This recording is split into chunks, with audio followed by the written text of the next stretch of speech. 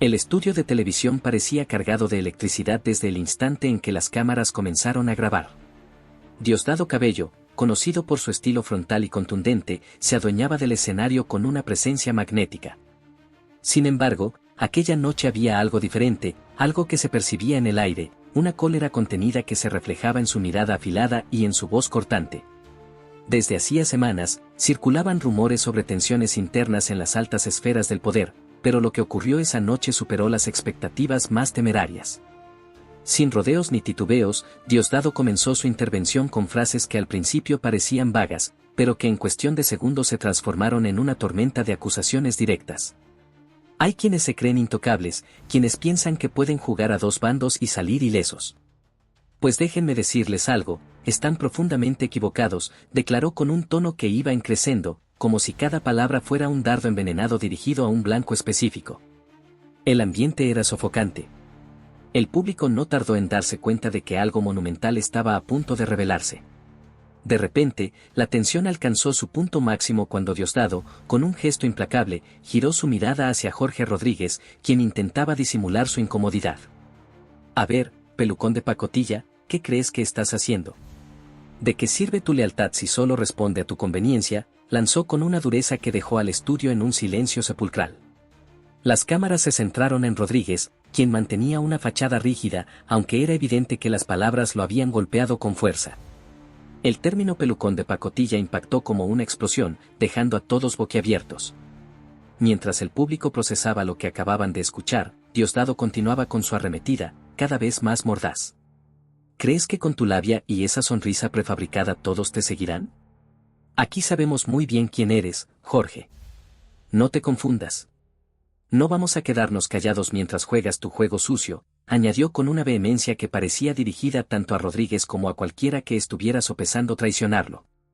Rodríguez, sentado bajo la luz implacable de las cámaras, trataba de mantener el control, pero las gotas de sudor en su frente lo delataban. Cada palabra de Diosdado era como un martillazo, rompiendo la fachada de unidad que el régimen intentaba desesperadamente proyectar. Sin detenerse, Cabello subió aún más la apuesta: tú y los tuyos piensan que pueden fragmentarnos, destruir lo que hemos construido. Pero te voy a decir algo, Jorge, no eres más que un oportunista disfrazado de aliado. Y eso no lo vamos a permitir, escupió, mientras las cámaras capturaban cada detalle de la escena, cada gesto de ambos protagonistas. La sala era un hervidero de tensión palpable, un espectáculo que nadie esperaba. Finalmente, Rodríguez tomó el micrófono, su voz traicionada por un temblor apenas perceptible. Diosdado, siempre te he respetado, y he estado aquí defendiendo este proyecto. No permitiré que se dude de mi lealtad, dijo, tratando de proyectar seguridad, pero sus palabras se sentían vacías frente a la embestida implacable. El choque entre estas dos figuras clave era más que un simple desacuerdo, era un retrato vivo de las fracturas internas que amenazaban con destruir al régimen desde dentro. Las redes sociales explotaron en comentarios y especulaciones, mientras los espectadores en casa no podían apartar la vista de sus pantallas. Aquella noche, el espectáculo de acusaciones y revelaciones dejó claro algo inquietante: las grietas en el poder ya no podían ocultarse. La tensión en el set alcanzaba un nivel insoportable. Con una voz que subía en intensidad, Diosdado Cabello interrumpió sin piedad: no me hables de lealtad, Jorge. La verdadera lealtad no se demuestra con discursos vacíos ni con pactos en las sombras. Si fueras realmente leal, no habrías actuado a espaldas nuestras, ni intentado socavarme en cada oportunidad. Su tono era implacable, cargado de un resentimiento que parecía haberse acumulado durante años. Los intentos de Jorge Rodríguez por responder eran ahogados por la marea de acusaciones de Diosdado, cuya furia desbordaba el set. Los asistentes, desconcertados, intentaron sin éxito calmar los ánimos. Pero la hostilidad en el ambiente era tan densa que parecía materializarse, envolviendo a todos en un silencio expectante. Cada palabra de Diosdado era un golpe directo a la imagen pública de Jorge, esa que había cultivado como un estratega firme e impecable. Ahora, en plena transmisión en vivo y ante millones de espectadores, la fachada se desmoronaba. Los rumores de divisiones internas dejaban de ser simples murmullos para convertirse en una realidad ineludible. Desde hace tiempo sabemos de tus movimientos, Jorge, continuó Diosdado, avanzando sin tregua. Piensas que puedes manipularlo todo, pero te equivocas. Aquí no hay espacio para tus obras de teatro. No eres más que un traidor, un farsante que ha vendido a los suyos.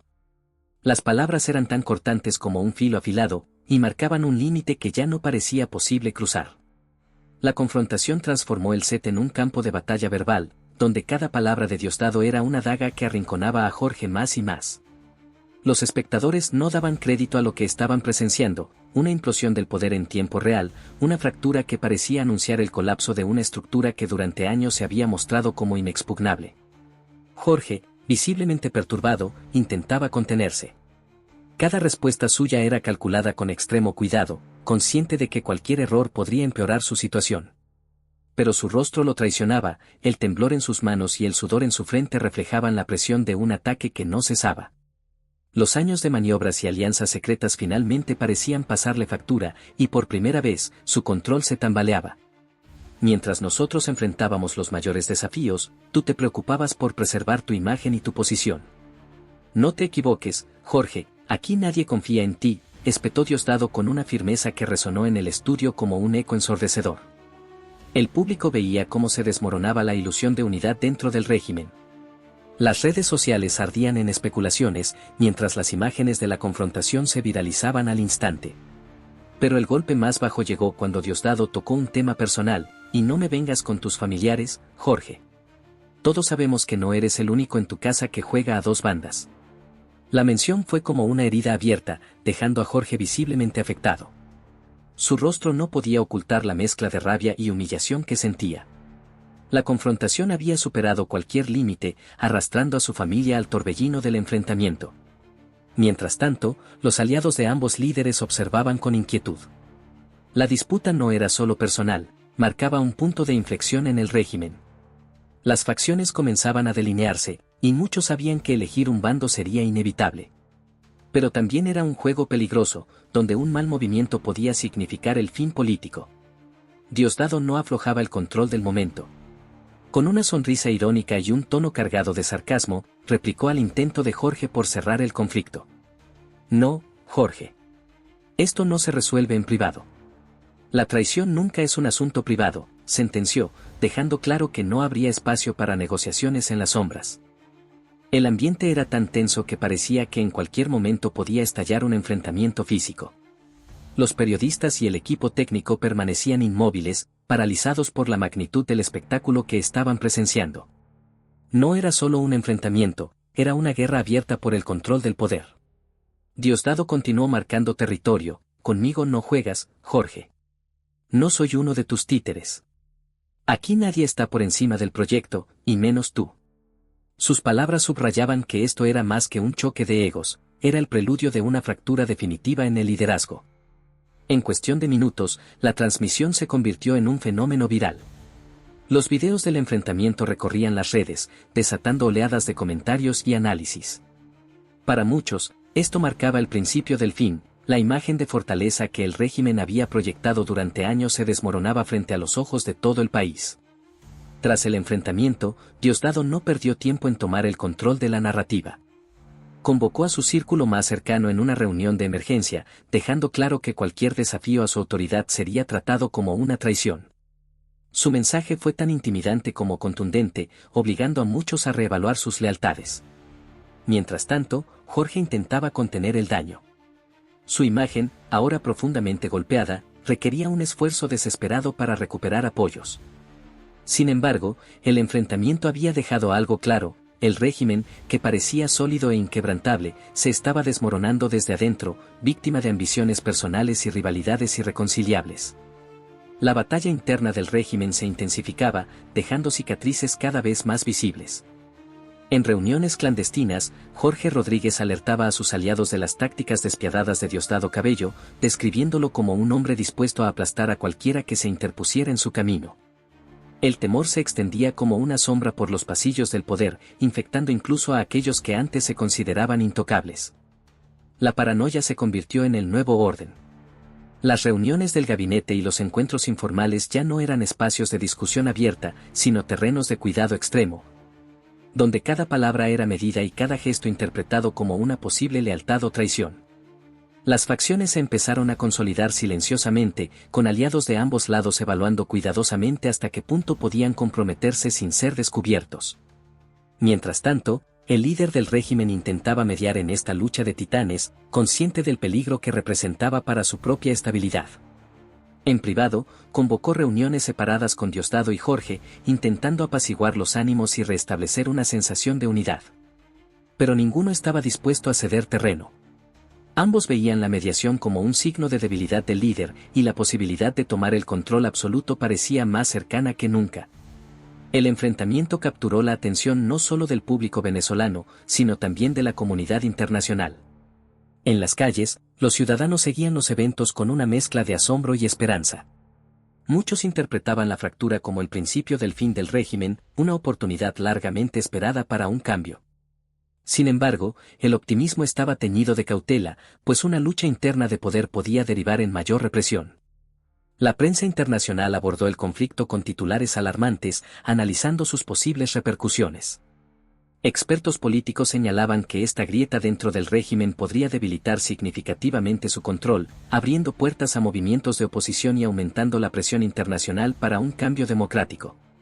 La crisis interna también se convirtió en un tema central en los discursos de líderes opositores, que aprovecharon el momento para convocar manifestaciones. El régimen ha perdido toda legitimidad, proclamaban, pidiendo a la población que se levantara y presionara por una transición política. Dentro del régimen, los aliados de Diosdado y Jorge comenzaron a movilizarse de manera más activa. Diosdado, con su tono autoritario y amenazas veladas, consolidaba su control sobre aquellos que aún lo apoyaban. Su discurso se volvía cada vez más combativo, dejando claro que no toleraría ninguna traición. Aquí no hay lugar para tibios, advertía en reuniones privadas. Este mensaje intimidaba a muchos, mientras fortalecía su posición entre los más leales. Por otro lado, los aliados de Jorge trabajaban con extrema discreción. Sabían que enfrentarse abiertamente a Diosdado era suicida, pero estaban convencidos de que Jorge representaba la única opción viable para un cambio dentro del régimen. Cada reunión secreta era un riesgo calculado, pero también una muestra de la determinación de quienes buscaban evitar que Diosdado concentrara todo el poder. La rivalidad entre los dos líderes no era solo personal, sino también un choque de visiones sobre cómo mantener el régimen a flote. Diosdado, conocido por su enfoque agresivo y centralizado, buscaba consolidar el poder en torno a su figura, mientras que Jorge, más astuto y metódico, intentaba maniobrar políticamente para mantener un equilibrio que le permitiera ampliar su influencia. Ambos entendían que solo uno podría prevalecer. Las divisiones comenzaron a solidificarse en facciones claramente identificables. Los círculos internos del régimen se fragmentaron, con funcionarios jurando lealtad a uno u otro bando. Aquellos que buscaban mantenerse neutrales enfrentaban un dilema casi imposible, pues la neutralidad en un conflicto de este calibre era vista como debilidad o, peor aún, traición. Mientras tanto, la percepción de unidad del régimen se derrumbaba ante los ojos del pueblo. Lo que una vez fue proyectado como un bloque monolítico ahora era un edificio tambaleante, con grietas que crecían cada día. Los murmullos de disidencia, que durante años habían sido apenas susurros en las sombras, ahora se convertían en voces más audibles, aprovechando el caos interno. La situación llegó a un punto en el que la posibilidad de un enfrentamiento abierto parecía inevitable. Los seguidores más radicales de ambos líderes comenzaron a organizarse, y los rumores de movimientos armados internos comenzaron a circular. El régimen, que durante años se había presentado como indomable, estaba al borde del colapso. La oposición observaba atentamente, tratando de calcular el momento preciso para intervenir. Las calles, cada vez más inquietas, se llenaban de conversaciones sobre el futuro. Algunos veían en el enfrentamiento una oportunidad para una transición pacífica, mientras que otros temían que el caos se tradujera en un vacío de poder que desataría una crisis aún mayor. Dentro del régimen, las tensiones alcanzaron un punto de no retorno. Cada decisión era una apuesta, cada palabra una declaración de guerra. El enfrentamiento entre Diosdado y Jorge ya no era solo un conflicto interno, se había convertido en una lucha por la supervivencia de un sistema que, finalmente, mostraba su fragilidad. La implosión parecía inevitable, y el desenlace, cada vez más incierto. La lucha de poder entre Diosdado y Jorge alcanzaba un punto de ebullición, afectando todos los niveles del régimen. La incertidumbre era la norma, y el temor a un enfrentamiento directo impregnaba cada conversación. En los pasillos del poder, las palabras se elegían con extremo cuidado, y las alianzas se tejían en secreto, siempre bajo la sombra de posibles represalias. Para muchos altos mandos, la neutralidad se volvió un lujo imposible. El juego de alianzas clandestinas se intensificó. Aquellos que buscaban proteger su futuro político tanteaban sus apuestas, eligiendo al líder que consideraban más fuerte. Sin embargo, la desconfianza era el eje de estas negociaciones. Cada palabra acordada en secreto era cuestionada, y los pactos se sellaban con un ojo en el rival y otro en posibles traiciones. Mientras tanto, el resto de los funcionarios del régimen, especialmente en niveles intermedios y bajos, comenzaban a sentir los efectos de este enfrentamiento. La paranoia se convirtió en moneda corriente. Las reuniones casuales se tornaron tensas, las miradas furtivas abundaban, y los rumores de traición o movimientos estratégicos se propagaban como un virus. En este ambiente volátil, surgían versiones encontradas. Unos decían que Jorge buscaba respaldo militar, otros, que Diosdado ya había cerrado acuerdos con líderes clave. Estas historias, imposibles de verificar, solo servían para alimentar la incertidumbre. Los soldados y burócratas de base, acostumbrados a seguir órdenes sin cuestionamientos, ahora vivían atrapados en un sistema que amenazaba con derrumbarse desde adentro. A medida que las tensiones aumentaban, surgieron líderes más moderados dentro del régimen que intentaron calmar las aguas. En reuniones privadas, propusieron treguas y acuerdos temporales, pero su éxito fue mínimo. La rivalidad entre Diosdado y Jorge era demasiado profunda, alimentada por años de diferencias estratégicas, egoísmos y ambiciones personales. Cada intento de reconciliación solo lograba postergar el enfrentamiento, como una olla a presión que acumula tensión hasta el punto de explotar. Las palabras conciliatorias eran vistas con escepticismo, y cualquier gesto hacia la unidad era interpretado como un movimiento estratégico más que como un acto genuino. El régimen, que durante años había proyectado una imagen de fuerza y estabilidad, comenzaba a perder esa fachada tanto dentro como fuera del país. La comunidad internacional observaba las grietas con creciente atención, recalibrando sus posturas frente a un sistema que ya no parecía tan sólido. Lo que antes se veía como un bloque monolítico ahora era percibido como una estructura tambaleante, amenazada por sus propias contradicciones. Para los aliados internacionales del régimen, esta inestabilidad representaba un problema serio. Los países que lo respaldaban empezaron a considerar su viabilidad a largo plazo, mientras que los opositores al régimen intensificaron sus llamados a la presión externa. La narrativa global cambió, de una resistencia impenetrable a un sistema en crisis profunda. El impacto del conflicto no se limitó a las altas esferas. En los niveles más bajos del régimen, el caos y la desconfianza eran ya palpables. Funcionarios medios, soldados y empleados gubernamentales se encontraban atrapados en un entorno de incertidumbre total. La línea entre amigos y enemigos se desdibujó, y muchos optaron por mantener un perfil bajo para evitar ser arrastrados por las purgas que podrían desencadenarse en cualquier momento. Los rumores de traición inundaron las oficinas y los cuarteles. Cualquier decisión o acción era examinada bajo la lupa, y la paranoia se extendió como una epidemia. Lo que antes era un sistema jerárquico sólido ahora parecía estar desmoronándose desde su base, incapaz de soportar las tensiones acumuladas.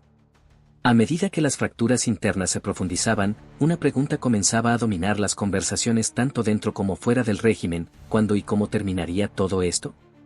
Para muchos observadores, el desenlace ya no era una cuestión de si el régimen colapsaría, sino de cuándo y bajo qué circunstancias.